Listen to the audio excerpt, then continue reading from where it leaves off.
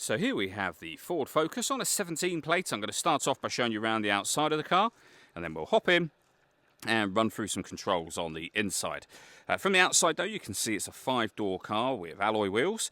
Let's start off inside the boot and then work our way around the rest of the car from there. As we approach the back of it, you can see we have reversing sensors, plenty of boot space as well, along with that 60-40 split folding rear seat should you wish to increase this space even further. Okay, so we're just going to work our way back around to the front of the car, and then we'll hop in and run through some of the controls on the inside of it from there. Just briefly before we climb in, I think it's well worth seeing the interior from this exterior point of view. There's plenty to run through on the dashboard, so let's hop in and we'll do that now. Okay, now that we're inside the car, we're going to start with the dials. On the left-hand side, we have the rev counter, and on the right-hand side, the speedometer. In the middle at the bottom, we have the fuel gauge and coolant temperature gauges, and above that, the main trip computer, which includes the total miles of the car. They are 42,169. To the right-hand side of that, it will show you what gear this car is in. It's an automatic, so we're in park at the moment. And above that, we have the main trip computer.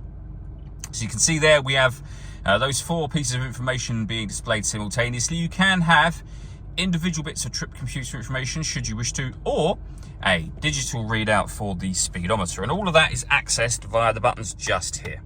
We have stereo and phone controls on the right-hand side, and we have cruise control and speed limiter as well. Over in the centre is where you'll pair your phone up so you can use the phone controls. Search for your vehicle on your device and select it once it is found.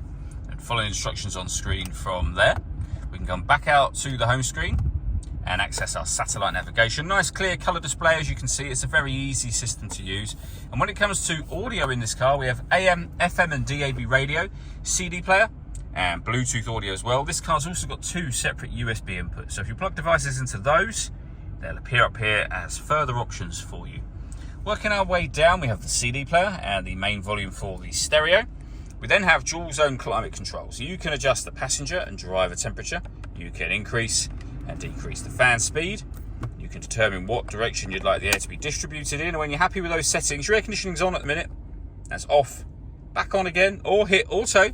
The car will now take full control of the fan speed and the direction of the air to maintain the temperatures that you've asked for.